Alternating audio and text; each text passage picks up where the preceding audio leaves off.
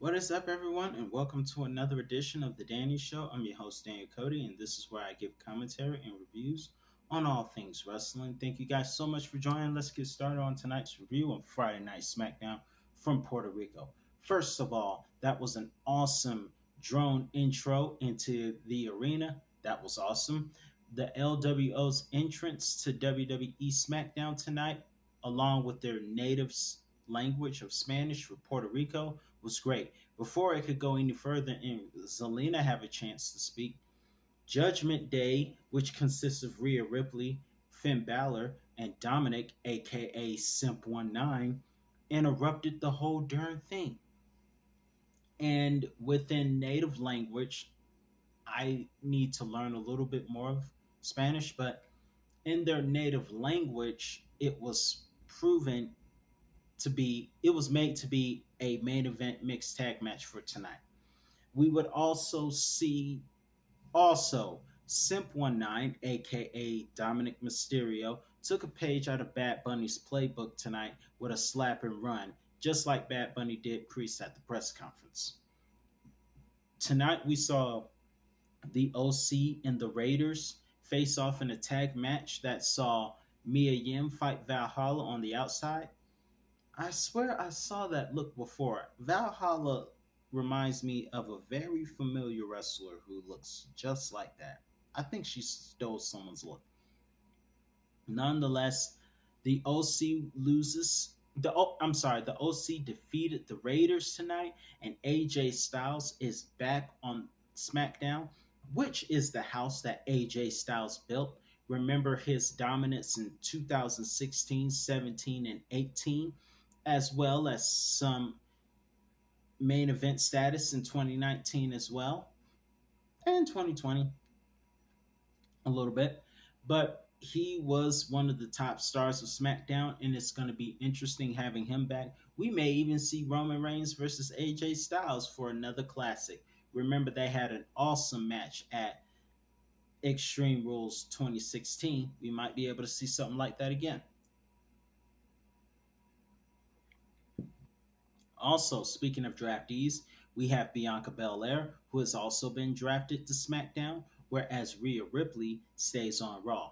Now, I truly believe that Bianca will defeat Io Sky tomorrow night at Backlash, but unless Zelina Vega pulls off a miracle tomorrow, which would be awesome if she did, there it's going to be Rhea Ripley and Bianca Belair switching titles just like Charlotte and Becky Lynch did a couple of years ago.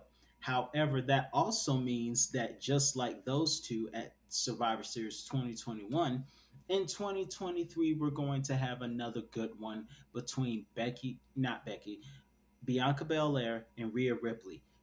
I know Bianca's going to retain tomorrow, but unless Selena pulls a miracle, which again would be awesome, Rhea will retain and they'll swipe titles, but they're also going to have a brand versus brand match at Survivor Series, which I think will be a great match. Nonetheless, tonight we saw Rhea encounter another draftee to SmackDown, Bayley, who is sexually obsessed with Michael Cole. I'm telling you, Bayley likes Michael Cole. That's why she's so mean to him. And deep down, when Bayley found out she was going to be drafted to SmackDown, Michael Cole shook his head while Bayley literally, how do I say this in PG terms? Bayley literally, how do I say this in a clean way? Let's just say Bayley had to change her sheets. That's all I'm gonna say. I'm trying to keep it clean here, but I'm giving the implication that Bayley likes Michael. It's like Hey Arnold when Helga bullied and picked on Arnold, calling him football head when actually she was in love with him and obsessed with the man. Bayley is obsessed with Michael Cole, and tonight she and her damage control stooges, as Jim Ross used to call McMahon's guys back in the day, the stooges. Mr. McMahon, Thanks, Mr. McMahon. Jim Ross is hilarious.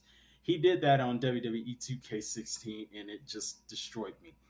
But in any way, Bailey Stooges attacked Bianca, and Raquel and Liv came out. Now, the good news is Raquel and Liv are tag team champions, which means they'll be on both shows. Bad news is they are exclusive to Raw. Just like Samantha, bad news will be exclusive to Raw. Which good news will be that she'll be working next to her real life boyfriend Ricochet, who is aligned with Braun Strowman, who will also be on Raw. But I'm gonna miss having her on SmackDown. She is one of the best announcers of this era, and no, she won't. Whoever announces Roman Reigns better do a good job because she was the absolute best at announcing Roman. But she'll still announce Imperium. Nonetheless, moving forward, speaking of draftees, we have the Street Profits versus Imperium on SmackDown. The crowd was awesome. They loved the Street Profits, and the crowd was very much alive tonight.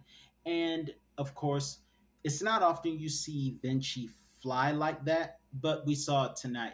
But still, the flying award goes to Montez Ford with his frog splash, getting the victory for the Street Profits, and I'm glad to have the Street Profits on SmackDown. Also, moving forward, we saw Cody Rhodes, who is going to be on Raw with Brock Lesnar. I don't know why Brock Lesnar did what he did from a scripted standpoint, but I know this. It's going to take a miracle for Cody Rhodes to even hang with Brock Lesnar because now that Brock Lesnar is back to heel beast, I enjoyed babyface Brock. It was fun.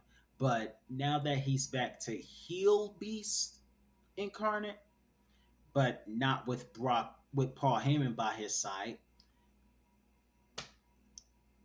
he might be unstoppable again, and he might win this one tomorrow. But who knows? Anything can happen.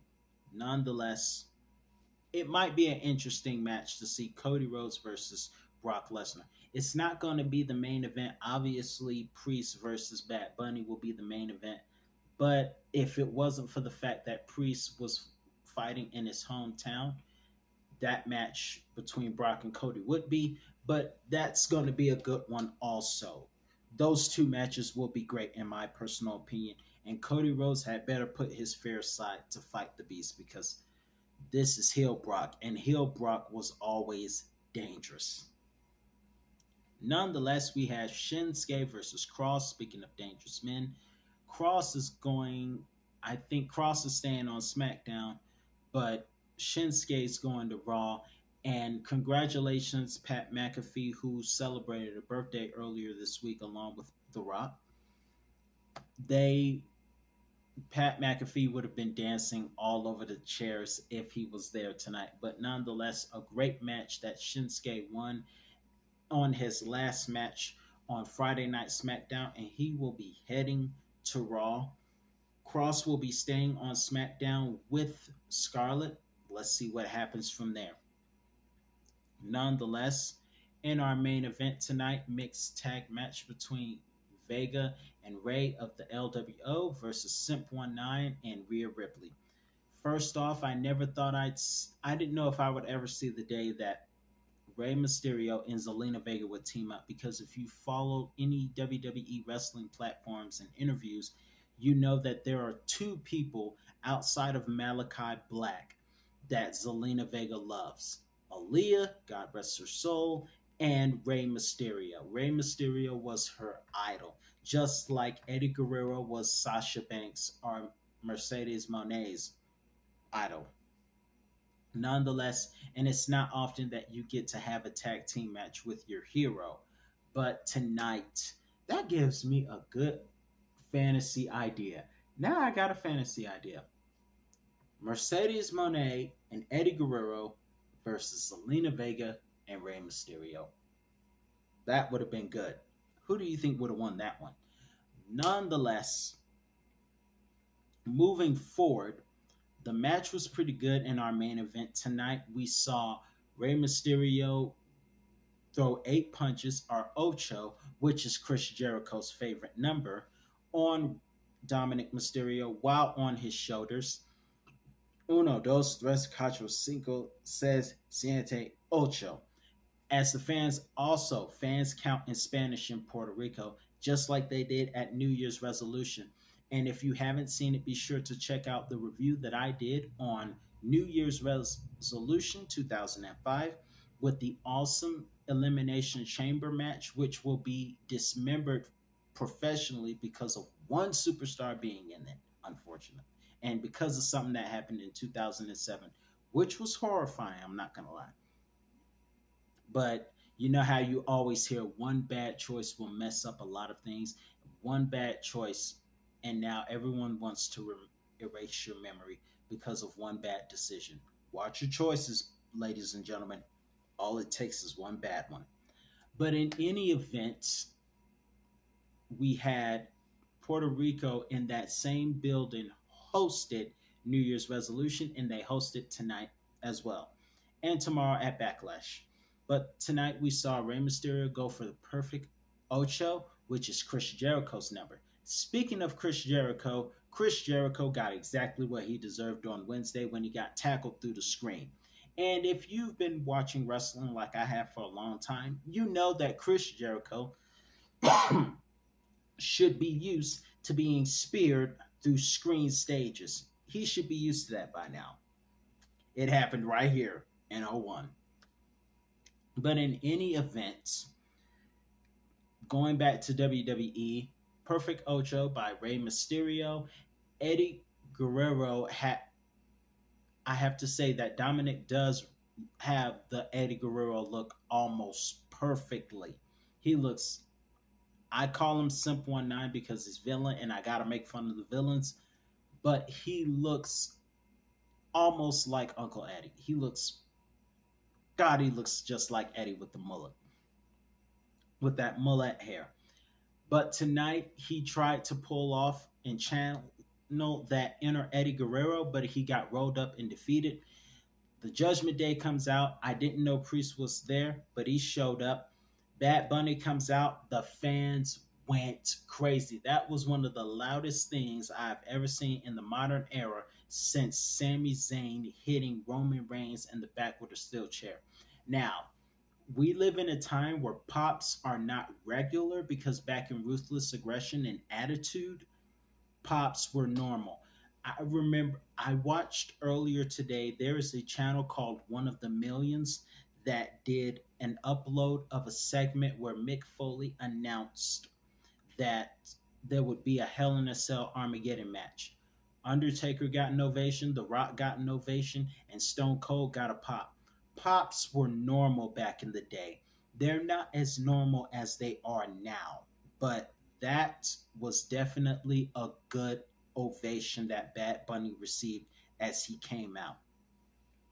Nonetheless, thankfully, Rey Mysterio and Zelina won, which gives LWO some momentum because they haven't had a lot of momentum lately because they've been losing a lot of tag team matches, most in part thanks to Damian Priest. But tonight was LWO's night, and it had to be their night in Puerto Rico.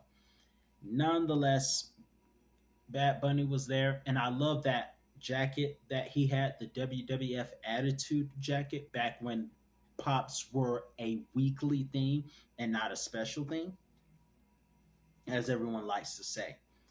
Also, before I leave this broadcast, let me just say that I'm very excited to have Bianca on SmackDown. That's going to make women's SmackDown division very interesting. I'm really excited to have that.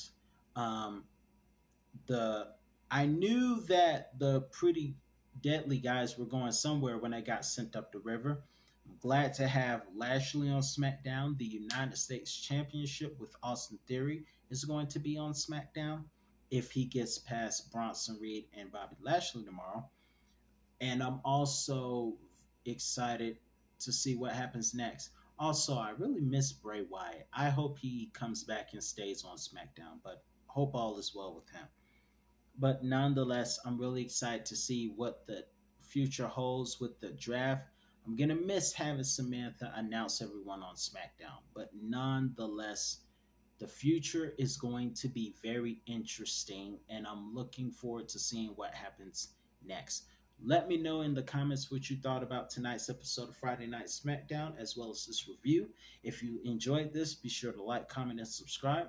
And that's all the time I have for you today, and I'll be back with another review on all things wrestling. Peace out, folks.